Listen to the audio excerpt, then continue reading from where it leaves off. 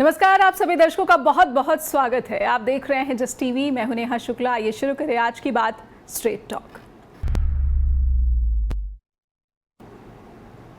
तो सवाल बना हुआ है कि जल्दबाजी का कारण कहीं वोट बंदी तो नहीं। सुप्रीम कोर्ट में चुनौती दी गई है और इसी के साथ विपक्षी दलों ने बिहार में बंद का भी आयोजन किया और इस बंद को जनता का कितना समर्थन मिल रहा है ये भविष्य में बिहार विधानसभा चुनाव के जो नतीजे हैं वो बताएंगे। लेकिन लगातार चुनाव आयोग के अधिकारों, उसकी भूमिका और उसके SIR यानी कि स्पेशल इंटेंसिव रिवीजन, जिसे वोटर लिस्ट के लिए निर्देशित किया गया है, इस पर सवाल बना हुआ है। और कुछ सवाल हम अपने दर्शकों के सामने आज प्रस्तुत करना चाहते हैं और समझना चाहते हैं कि भारत का जो निर्वाचन आयोग है, जिसे आम भाषा में भारत के लोग चुनाव आयोग कहते हैं, इस आयोग की भूमिका पर सवाल जो लग रहे हैं वो क्या गंभीर प्रवृत्ति के हैं, और अगर गंभीर प्रवृत्ति के हैं तो फिर इन सवालों के उत्तर को टटोलना बहुत आवश्यक हो जाता है, क्योंकि भारत ये दावा किया जाता है कि मदर ऑफ डेमोक्रेसी है। और जहां डेमोक्रेसी में 140 करोड़ नागरिक रहते हैं, बिहार जैसा प्रदेश जहां पर पिछड़े वर्ग की संख्या जो है चिंताजनक है और साथ ही साथ साक्षरता दर भी चिंताजनक है, और वहां पर जब कहा जाता है कि आपको महज कुछ दिनों के भीतर ही लगभग 3 करोड़ मतदाताओं को अपनी पहचान का सबूत देना होगा, तो इसी पर पूरी बहस है। आइए अपने दर्शकों के सामने रखते हैं आज के तथ्य और आज के सवाल भी। उसके बाद आज के खास मेहमान का हम स्वागत करेंगे स्ट्रेट टॉक के मंच पर। भारत में चुनाव आयोग के अधिकारों पर सवाल लगातार बना हुआ है और इसी बीच विपक्ष ने मोर्चा खोल दिया है। बंद का आयोजन बिहार में किया गया है। भारत के चुनाव आयोग पर यह सवाल बना हुआ है, क्या आयोग नागरिकता की जांच कर सकता है, ये पूछा जा रहा है। वोटर लिस्ट से किन परिस्थितियों में नाम हटाया जा सकता है, ये स्पष्ट है कि मरने की स्थिति में, यानी कि मरणोपरांत ही भारत में वोटर लिस्ट से नाम हटाया जा सकता है। लेकिन फिर अब सवाल आ जाता है कि क्या पहचान पत्र ना जमा कराने की सूरत में भी आपका नाम हट सकता है। चुनाव आयोग के SIR को सुप्रीम कोर्ट में चुनौती दी गई है। 10 जुलाई को इस मामले में सुनवाई होगी। विपक्षी दलों का आरोप है कि जल्दबाजी का कारण वोट बंदी है और इसे कहीं ना कहीं NDA से जोड़कर देखा जा रहा है, और कहीं ना कहीं बीजेपी जिस तरीके से इस फैसले का समर्थन कर रही है, इसलिए आरोपों को बल भी मिल रहा है। लेकिन साथ ही साथ एक सवाल हम अपने दर्शकों के सामने रखना चाहते हैं कि भारत के निर्वाचन आयोग पर बार बार गंभीर प्रवृत्ति के आरोप लग रहे हैं। इससे पहले हमने महाराष्ट्र के चुनाव को लेकर भी, हरियाणा के चुनाव को लेकर भी और दिल्ली के विधानसभा चुनाव को लेकर भी इस तरह के आरोपों से संबंधित समाचार खबरें अपने दर्शकों तक पहुंचाई थी। तो ये जो बार बार गंभीर प्रवृत्ति के आरोप लग रहे हैं, क्या ये भारत की लोकतांत्रिक छवि को नुकसान है? अगर नुकसान है तो दोषी कौन है? सबसे बड़ा सवाल। आइए स्वागत कर लेते हैं हमारे प्लेटफॉर्म पर आज जुड़ चुके हैं पूर्व चुनाव आयुक्त हैं छत्तीसगढ़ के डॉक्टर सुशील त्रिवेदी जी। बहुत बहुत स्वागत करती हूँ सर आपका स्ट्रेट टॉक के इस मंच पर। और सबसे पहले मैं ये समझना चाहती हूँ कि क्या चुनाव आयोग भारत के लोगों से नागरिकता का प्रमाण पत्र मांग सकता है? जी देखिए, नागरिकता का प्रमाण पत्र अनम्यूट कर ले सर जी। नागरिकता का प्रमाण पत्र मानने की बात नहीं है जी। जो भारत के संविधान के अनुच्छेद 326 के अनुसार मतदाता सूची तैयार करने का काम जो है वो निर्वाचन आयोग के पास है, और जो जनप्रतिनिधि कानून है हमारा 1950 का, उसमें दिया गया है कि ये निर्वाचक नामावली या जिसको कि हम मतदाता सूची कहते हैं, ये निर्वाचन आयोग तैयार करता है और इसके संबंध में विस्तृत आदेश जारी किए गए हैं। और नियम है कि वही व्यक्ति, देखिए बड़ी कि वही व्यक्ति वोटर हो सकता है जो भारत का नागरिक है जी, और इसकी उम्र 18 साल से अधिक है और जिसके विरुद्ध कोर्ट ने कोई आदेश पारित नहीं किया, दिवालिया ना हो, पागल है, वगैरह। अब इसे ऑलरेडी पहले से लिखा हुआ है कि उस व्यक्ति को भारत का नागरिक होना आवश्यक है। ठीक है जी।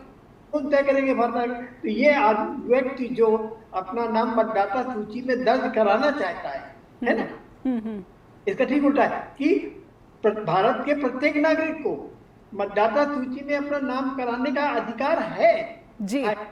तो अब यहाँ पे चीजें जिसको कहते हैं इंटरलिंक्ड हो गई, एक दूसरे जुड़ी हुई, कि भारत का नागरिक होना चाहिए। और सवाल अभी इसीलिए उठ के आ रहा है कि इस बीच माना जा रहा है कि हाँ, हमारे यहाँ जो हमारी आबादी में भारत के बाहर के लोग आ गए हैं और उन्होंने अपना नाम यहाँ दर्ज कराने की, मतदाता सूची कराने की कोशिश की है। तो बुनियादी सवाल है नेहा जी कि क्या भारत निर्वाचन आयोग को नागरिकता की पहचान कराने का अधिकार है या नहीं? क्योंकि नियम ही है कि उस व्यक्ति को भारत का नागरिक होना चाहिए, अर्थात मतदाता को ये स्वयं भी प्रमाणित करना चाहिए कि भारत का नागरिक है।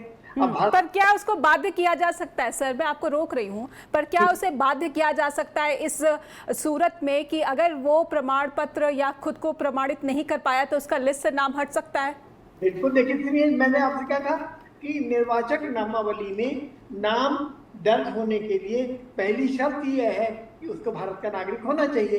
तो अगर नागरिक है तो, और अगर निर्वाचन आयोग को यह अधिकार प्राप्त है कि मतदाता सूची तैयार करे, तो वो उसको अधिकार है कि वो जाने यहाँ आप अपने भारत का नागरिक होने का प्रमाण दें। वो प्रमाण क्या आप भारत में ही जन्मे हैं, और अगर बाहर से आए हैं तो क्या आपको नागरिकता मिल गई है? तो इसका जन्म यहीं पर हुआ है, वो तो अपने आप नागरिक बन जाते हैं। लेकिन जो बाहर से अगर आए हैं तो उनकी नागरिकता पर हमेशा एक प्रश्न बना रहता है।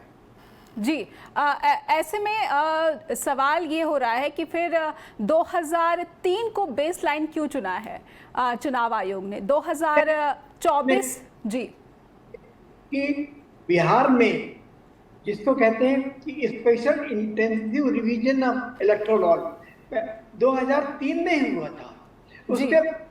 उसके बाद से अभी पिछले 22 वर्षों में जब भी निर्वाचक नामावली अर्थात इलेक्टोरल लॉ का वहां पे जिसको कहते हैं संक्षिप्त पुनरीक्षण होता रहा, वहां पर कभी इस तरीके की बात नहीं आई कि स्पेशल रिवीजन किया जाए।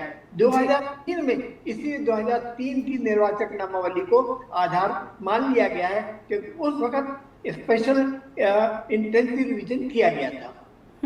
जी, लेकिन सर अगर 2003 को ही जो है बेस लाइन और इसको सबसे स्टेबल दस्तावेज मान रहा है निर्वाचन आयोग, तो फिर 2024 के जो आम चुनाव हैं उससे संबंधित जो वोटर लिस्ट है, क्या उस पर प्रश्न चिन्ह लगाना ये लोकतांत्रिक व्यवस्था के लिए सही, उचित, अनुचित? एक छोटा सा ब्रेक लूंगी मैं, इससे पहले कि आपका उत्तर मैं अपने दर्शकों तक पहुंचाऊं, एक ब्रेक के लिए रुकते हैं।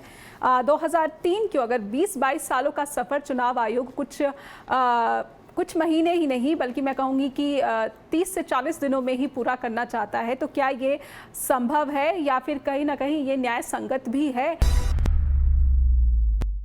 और हम समझने की कोशिश कर रहे हैं कि भारत के निर्वाचन आयोग की भूमिका पर सवाल, गहरे सवाल की वोट बंदी की कोशिश में चुनाव आयोग साजिश रच रहा है एनडीए के साथ मिलकर, क्योंकि बिहार के विधानसभा चुनाव में मैच फिक्सिंग की कोशिश की जा रही है और विपक्षी दलों ने इस पर ऐतराज जताया। लगभग 9 विपक्षी पार्टियां हैं जिन्होंने सुप्रीम कोर्ट में इस निर्देश को चुनौती दी है, इसके संवैधानिकता को चुनौती दी है। हमारे साथ डॉक्टर सुशील त्रिवेदी जो कि फॉर्मर इलेक्शन कमिश्नर रहे हैं छत्तीसगढ़ के, वो लगातार बने हुए।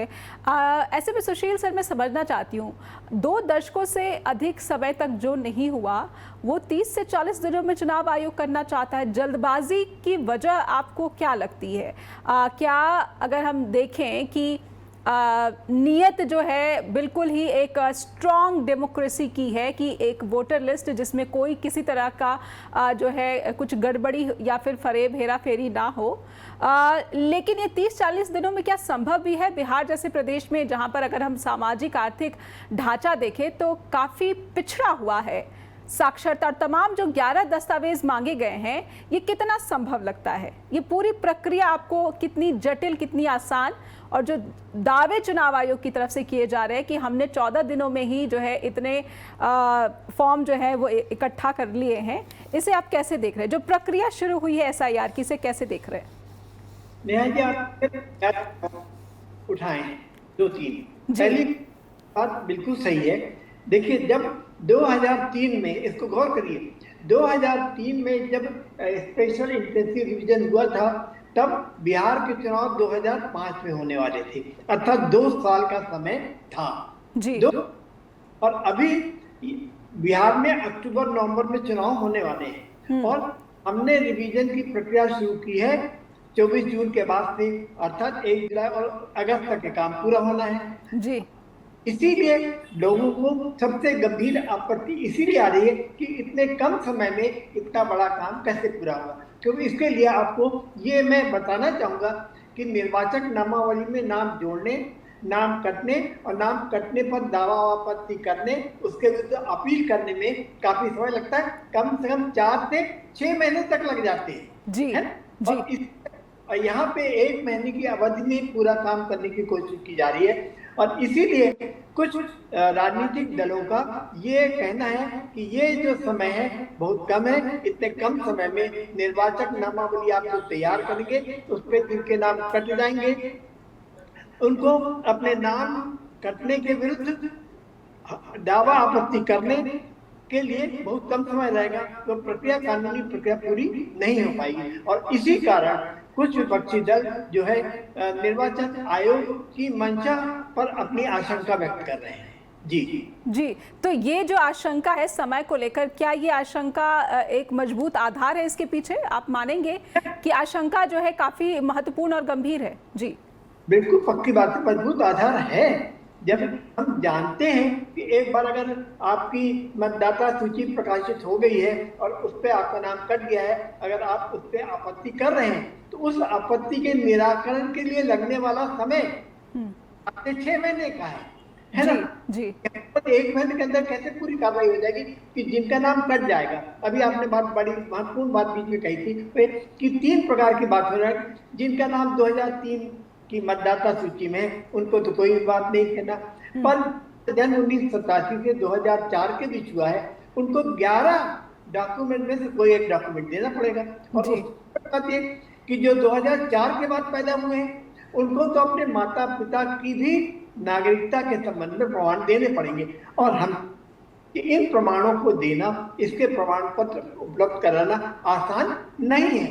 और चूंकि इन प्रमाण पत्रों की अनुपस्थिति में आपका नाम अगर मतदाता सूची से कट जाता है या नहीं, तो उसके संबंध में आपको दावा आपत्ति करने की प्रक्रिया पूरा करने के लिए पूरा समय नहीं मिल पाएगा। यही तो आपत्ति है। बिल्कुल। ऐसे में सर, मैं ये एक उलझन है जो विपक्षी दलों की है, ये तो बहुत ही गंभीर समस्या है और आशंका भी है। मैच फिक्सिंग और वोट बंदी जैसे शब्दों का इस्तेमाल विपक्षी दलों के नेता कर रहे हैं, क्योंकि एक निर्णायक संख्या जुड़ी हुई है वोटर्स की। ये संख्या लगभग 3 करोड़ की बताई जा रही है, जिसको उसका जब मतदाता सूची बनी थी तब 5 करोड़ वोटर थे। कितने? 2003 कितने? 5,000। और अभी लगभग 7.9 करोड़, जी 8 करोड़ मान लीजिए। जी 2.9 करोड़ मतदाता ज्यादा।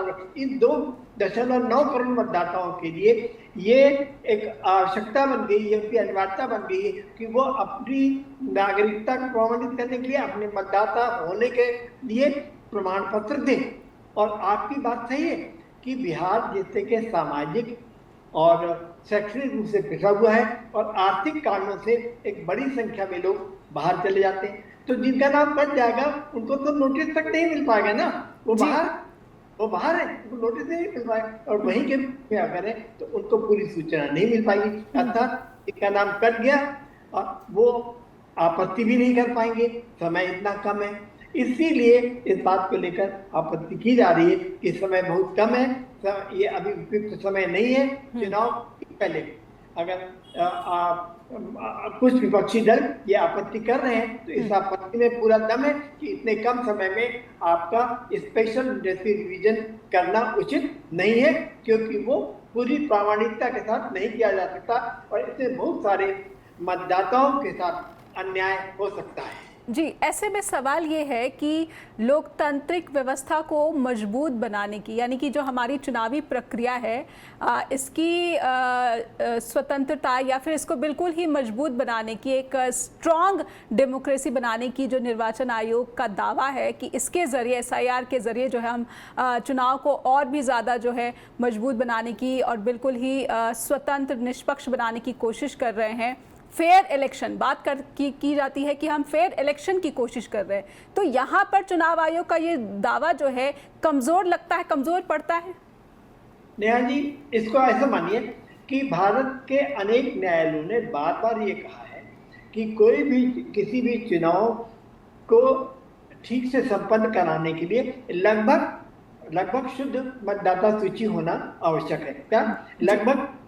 क्योंकि कभी भी शुद्ध हो नहीं सकती, तो मतदाता सूची बनने के बाद और इलेक्शन होने के बीच भी लोगों की मृत्यु होती है, लोग चले जाते हैं कुछ और कारणों से, इसकी मान्यता इस कारण है। और इसलिए भारत निर्वाचन आयोग कह रहा है कि हम अपनी मतदाता सूची को शुद्ध बनाना चाहते हैं, क्योंकि इसमें बाहर से ऐसे लोग जो भारत के नागरिक नहीं हैं, ये सब की जा रही है कि जो लोग भारत के नागरिक नहीं है और भारत यहाँ आकर बसते हैं, वो अपना नाम मतदाता सूची में शामिल कराने की कोशिश कर रहे हैं या उन्होंने अपनी कोशिश में सफल हुए। ये बात है। अब ये जो दावा है, इस दावे पे सवाल ये कि अगर यह बात निर्वाचन आयोग कह रहा है कि हम अपनी मतदाता सूची को एकदम शुद्ध बनाना चाहते हैं, तो उसे मतदाता सूची से जिनका नाम कट रहा है उनको अपने दावे को सिद्ध करने के लिए समय देना चाहिए, और वो समय उनको नहीं मिल पाएगा। जी बिल्कुल। आपका जो बुनियादी सवाल है वो अपनी जगह खड़ा हुआ है, और इसीलिए सीधे लोग सुप्रीम कोर्ट गए, जहां पे कल 10 तारीख को इस पर बड़ी बहस होने वाली है। जी बिल्कुल। एक छोटे से ब्रेक के लिए रुकूंगी मैं, और सुप्रीम कोर्ट के 2 फैसलों का भी हवाला दिया जा रहा है। 1992 और 1994 2 मामले जिसमें चुनाव आयोग से संबंधित फैसले सुप्रीम कोर्ट के सामने हैं, और ये सुप्रीम कोर्ट के तरफ से चुनाव आयोग की भूमिका, उसके अधिकारों और कहीं ना कहीं स्वतंत्र और निष्पक्ष चुनाव को सुनिश्चित करने की दृष्टि से काफ़ी अहम है। ये क्या मामले हैं अपने दर्शकों तक पहुंचाएंगे। समझने की कोशिश कर रहे हैं कि भारत का निर्वाचन आयोग जिसने एसआईआर के आदेश दिए हैं बिहार विधानसभा चुनाव से पहले, इसे लेकर आपत्तियां हैं और आशंकाएं जो है वो गंभीर प्रवृत्ति की हैं। इसलिए हमारे साथ लगातार जुड़े हुए फॉर्मर इलेक्शन कमिश्नर हैं डॉक्टर सुशील त्रिवेदी। डॉक्टर सुशील, समझना चाहूँगी कि सुप्रीम कोर्ट में अब विपक्षी दलों ने दरवाज़ा खटखटाया है और 2 फैसले हमारे और भारत की जनता के सामने पहले से ही उपस्थित हैं। इन फैसलों के संदर्भ में अगर देखने की मैं कोशिश करूं, अपने दर्शकों तक जानकारी पहुंचाने की कोशिश करूं, तो ईसीआई की भूमिका इसके अधिकारों के संरक्षित करने की दिशा में सुप्रीम कोर्ट में ये मामला आपको कितना मजबूत दिखता है? देखिए, एक बड़ी स्पष्ट है, भारत संविधान में मतदाता सूची को तैयार करने का अधिकार निर्वाचन आयोग को दिया है, और भारत का जो जनप्रतिनिधित्व अधिनियम 1950 है उसके तहत भी ये अधिकार उनको दिया गया है, और वो इसी संवैधानिक अधिकार के अनुसार ही अपना कार्य कर रहा है। अब वास्तव में उसके अधिकार को चुनौती देने की बात नहीं, पर अपने इस अधिकार का वो प्रयोग किस तरीके से कर रहा है, उसके अधिकार के प्रयोग की जो प्रक्रिया है उस प्रक्रिया में आपत्ति आ रही है। निर्वाचन आयोग के इस अधिकार को कोई चैलेंज करने की बात नहीं है कि मतदाता सूची तैयार नहीं कर सकता।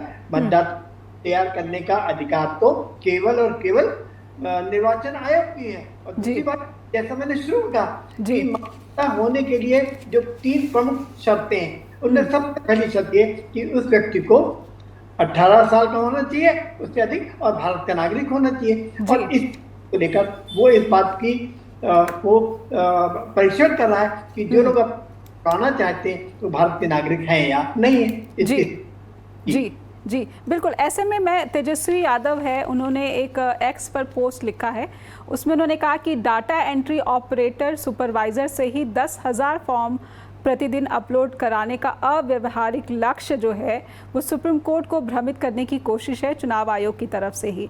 और बार बार ईसीआई ने जो अपने दिशा निर्देश में जो इम्प्रोवाइजेशन किया है, जो बदलाव किया है, इसीलिए उस पर जो आरोप है वो और ज़्यादा गंभीर हो रहे हैं। तो मैं समझना चाहती हूँ कि ये डाटा एंट्री ऑपरेटर, सुपरवाइज़र और जो बूथ लेवल के एजेंट्स हैं, क्या उनके भरोसे चुनाव आयोग इतना व्यापक बदलाव करने की कोशिश कर रहा है, और ये कितना प्रमाणित और न्याय संगत? नेहा जी, मैं किसी भी राजनीतिक नेता के किसी बयान पे कोई कमेंट नहीं करना चाहता। जी ठीक है, पर मैं डाटा एंट्री जी दूसरी बात कह रहा हूँ।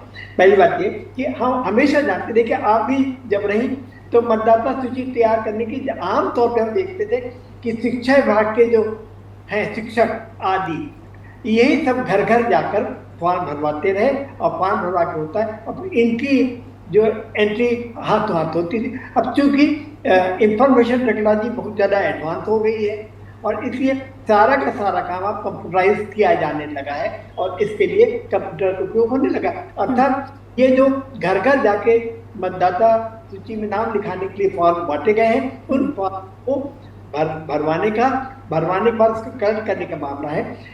इसमें सवाल ये कि क्या इतने व्यक्ति एक इतने कम समय में फॉर्म भरकर अपने सारे प्रमाणों के साथ दे सकते हैं या नहीं दे सकते हैं? यही तो बात है ना कि समय कितना कम है। नेहा जी, हम किसी बात पर आपत्ति नहीं करें, मुख्य आपत्ति क्या है? समय।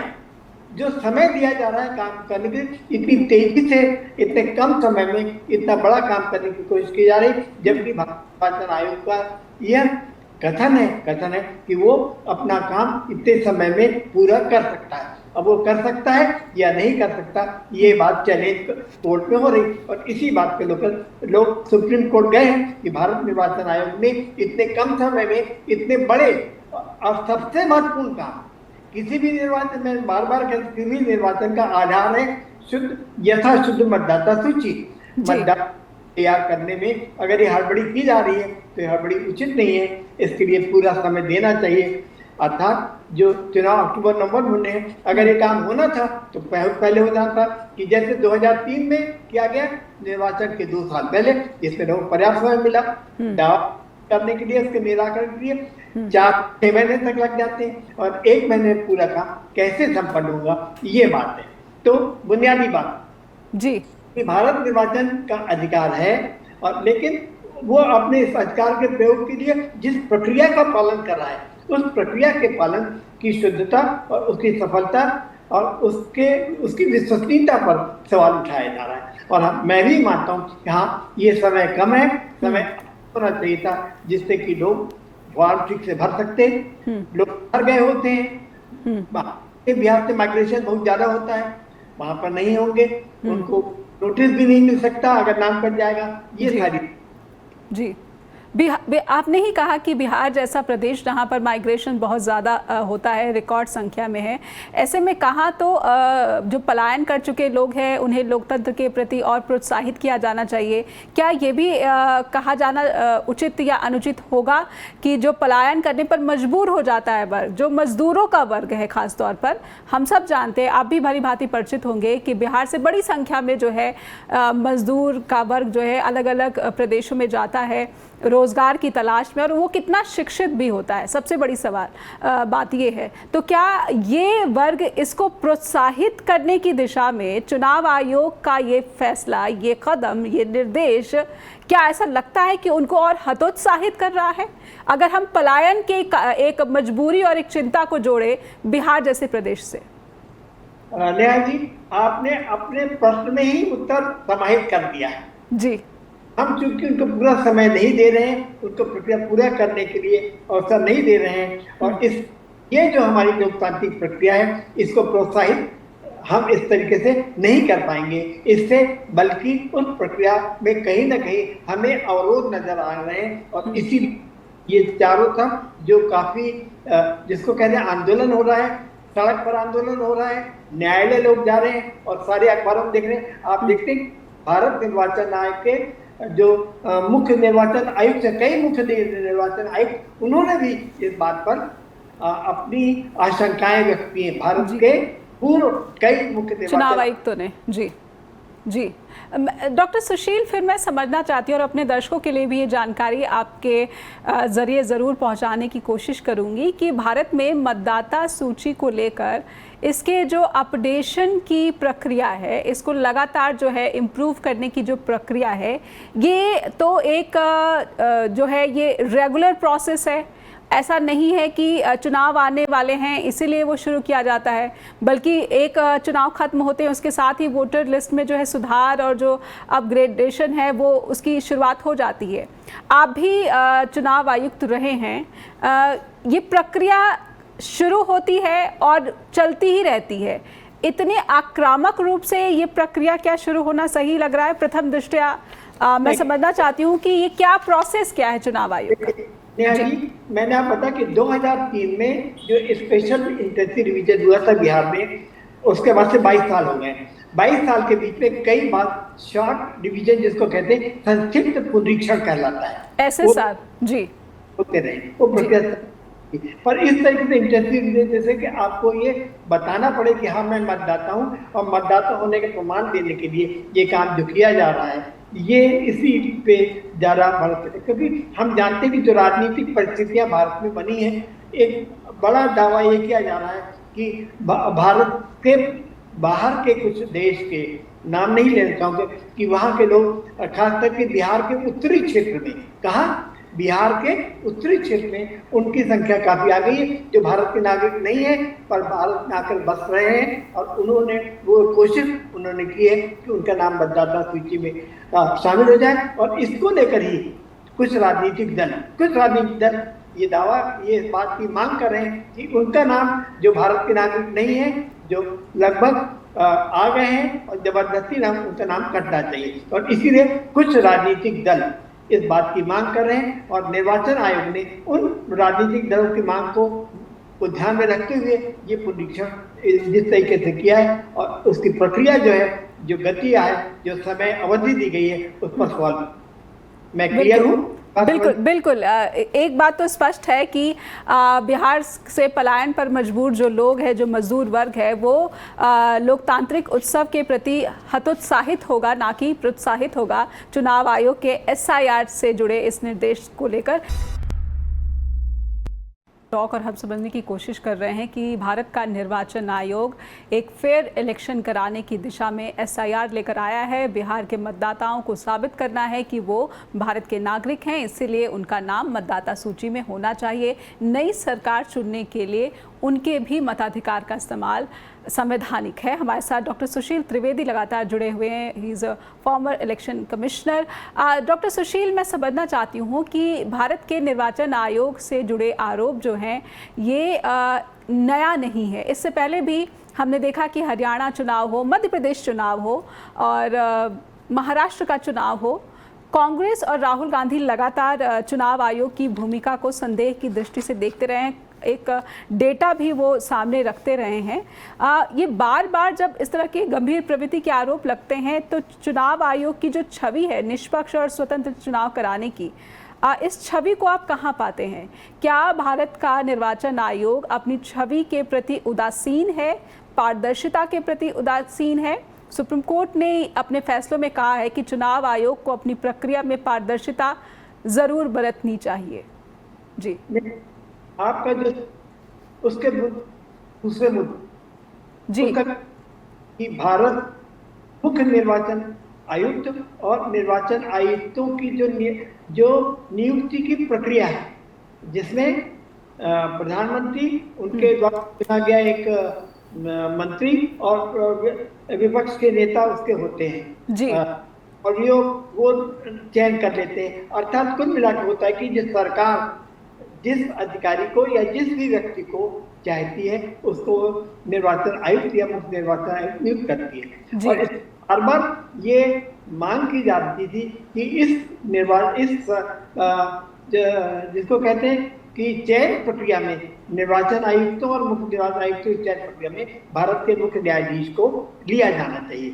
क्या था पूरा निर्णय 2/1 अर्थात प्रधानमंत्री, उनका मंत्री और निर्णय हो जाता है। तो जो नियुक्तियां हो रही है, इसको समझ मुद्दे बात कि जो नियुक्तियां हो रही, उन नियुक्तियों को लेकर कुछ राजनीतिक दल आपत्ति कर रहे हैं, और इस बात को लेकर सुप्रीम कोर्ट ने भी कहीं न कहीं बात चिंता व्यक्त की गई है कि ये प्रक्रिया जो है उस पर सवाल उठ रहा है। जब चूंकि जिन्हें हमने नियुक्त किया है निर्वाचन आयुक्त या मुख्य निर्वाचन आयुक्त, उनके चयन पर ही हम चूंकि आपत्ति कर रहे हैं, इसलिए उनके द्वारा किए जा रहे कार्य पर भी हमारी दृष्टि इस प्रकार की आलोचनात्मक होती है कि उनके द्वारा कार्य एक पक्ष के प्रति पक्षपात रूप में किया जा रहा है। और इसीलिए जो पारदर्शिता, जो कहते हैं कि जिसको कहना चाहिए कि संतुलन की बात हमको लगती है कि इसके लोकल आपत्ति उठाई जाती है।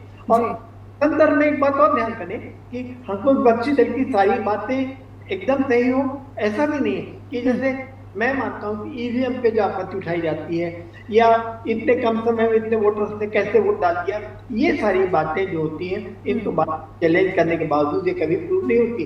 पर मेरा कहना ये कि इस वक्त जो मामला है कि स्पेशल इंटेंसिव रिवीजन का काम बहुत सही है, जरूर होना चाहिए जी, ठीक है, बड़ा अच्छा काम है, किंतु इसके जो प्रक्रिया और जो समय अवधि निर्धारित की गई है वह पूरी इसमें पारदर्शिता के लिए इसीलिए उसको चैलेंज किया जा रहा है कि इतने कम समय में स्पेशल इंटेंसिव रिवीजन नहीं हो सकता। और ऐसे ही कुछ कारणों के कारण निर्वाचन आयोग की पारदर्शिता को लेकर प्रश्न उठाए जाते हैं। जी डॉक्टर सुशील, ये प्रश्न जो है निर्वाचन को प्रभावित करते हैं। अगर इन प्रश्न का उत्तर नहीं मिला और चुनाव आयोग के जो उत्तर से एक पारदर्शिता सुनिश्चित नहीं हो पा रही है, तो किसी भी प्रदेश में या फिर किसी भी देश में निर्वाचन को प्रभावित कर सकते हैं। ऐसे में उस पूरे की पूरे जो निर्वाचन प्रक्रिया है वही संदेह और गंभीर सवालों के घेरे में आ जाती है। फिर प्रश्न आता है भारत में लोकतंत्र की स्थिति का। नेहा जी, जी जी जी, ये आपके सवाल के तीन अलग अलग पक्ष हैं, है ना?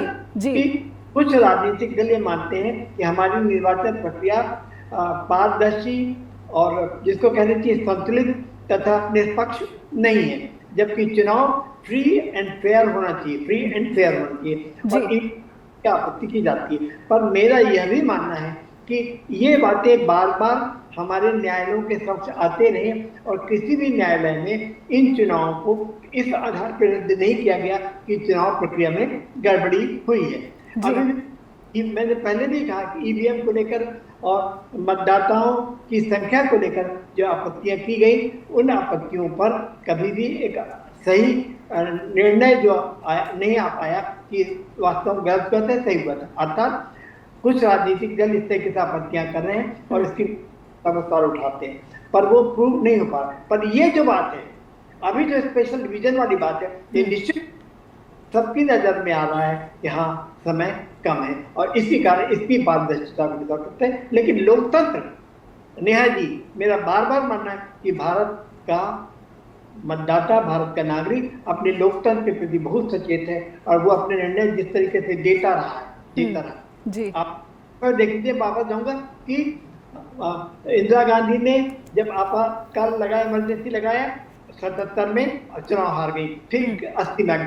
भारत में जिस तरीके से परिवर्तन, सत्ता का परिवर्तन होता रहा और जितनी सुगमता से होता रहा, जितनी सरलता से होता रहा, वो अपने आप में हमारे लोकतंत्र को मजबूत करता है। हम देखते हैं कुछ राज्यों में तो लगातार हर बार सरकार बदल जाती है ना, और कुछ राज्यों में सरकारें बनी रहती हैं। कुछ ने देखा दिल्ली, और आप जानती हैं कि वहां पर उड़ीसा में कि लोगों ने राज्य विधानसभा के लिए तो एक पार्टी को मत दिया, लोकसभा के दूसरे को दिया जी। और उड़ीसा भी ऐसा हुआ था कि पिछले चुनाव में, इस बार तो नहीं, इस बार तो एक ही पार्टी को दिया। अर्थात हमारा मतदाता काफी सचेत है।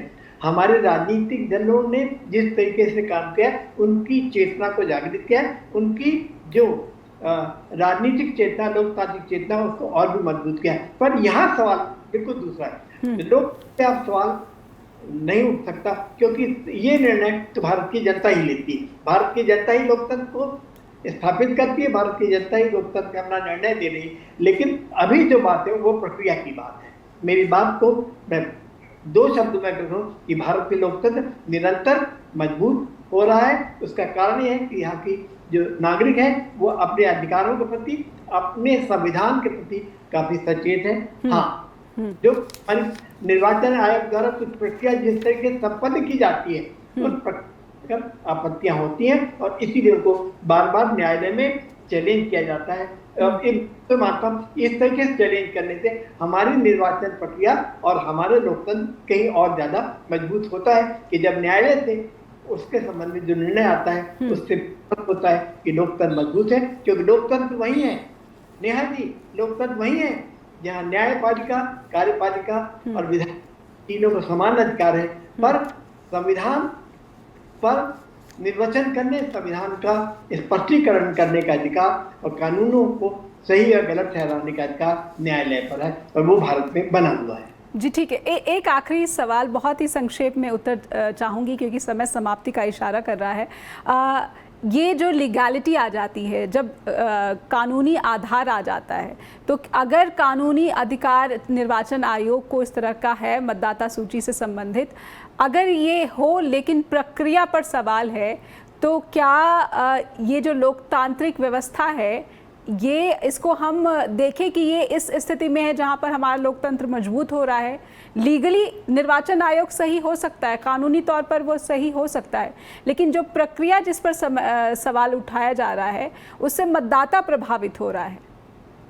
नेहा जी, इसीलिए तो सुप्रीम कोर्ट में निर्णय आने वाला है जी। उत्तर तो सुप्रीम कोर्ट देने वाला है, सुप्रीम कोर्ट वाला है। और जब मैंने कहा ना कि भारत के कुछ पूर्व मुख्य निर्वाचन आयुक्त इस बात को लेकर सवाल उठा रहे हैं, और यह भी मानिए नेहा जी, मुख्य निर्वाचन आयुक्त सवाल उठा रहे हैं, यह भी तो लोकतंत्र की मजबूती का इशारा है। और अगर भारत का सर्वोच्च न्यायालय इस बात को प्राथमिकता के आधार पर सुनने को तैयार है कि इस प्रक्रिया में ये प्रक्रिया सही है गलत है, तो यह भी लोकतंत्र की मजबूती का एक प्रमाण है। जी, बहुत बहुत धन्यवाद करना चाहूँगी डॉक्टर सुशील त्रिवेदी, आपने समय दिया और स्ट्रेट टॉक के मंच पर आए, आपका बहुत बहुत धन्यवाद करती हूँ। और अब अपने दर्शकों से भी अनुरोध करना चाहती हूँ कि भारत के निर्वाचन आयोग को मजबूत बनाने की समय समय पर तमाम मुख्य चुनाव आयुक्तों ने कोशिशें की हैं, केंद्र सरकार से आमने सामना भी हुआ है, सुप्रीम कोर्ट भी मामले पहुँचे हैं, लेकिन विपक्षी दलों की तरफ से इस बार एसआईआर को लेकर जो चिंता जताई जा रही है, वोटबंदी की चिंता है, उसमें अगर हम वोटर्स की संख्या देखें तो ये सरकार के चयन से संबंधित संख्या हो सकती है जो निर्धारित कर सकती है, निर्णायक भूमिका निभा सकती है ये संख्या। इसीलिए बहुत ही गंभीर प्रश्न है कि एसआईआर के लिए समय, जैसा कि डॉक्टर सुशील त्रिवेदी कह रहे हैं, अधिक क्यों नहीं दिया गया है और एक समयबद्ध तरीके से इसका निर्देश चुनाव आयोग ने क्यों नहीं दिया, नियत पर सवाल बना हुआ है। लिखकर भेजिए info@justbroadcasting.com या फिर neha@justbroadcasting.com पर भी। देखते रहिए जस्ट टीवी। नमस्कार।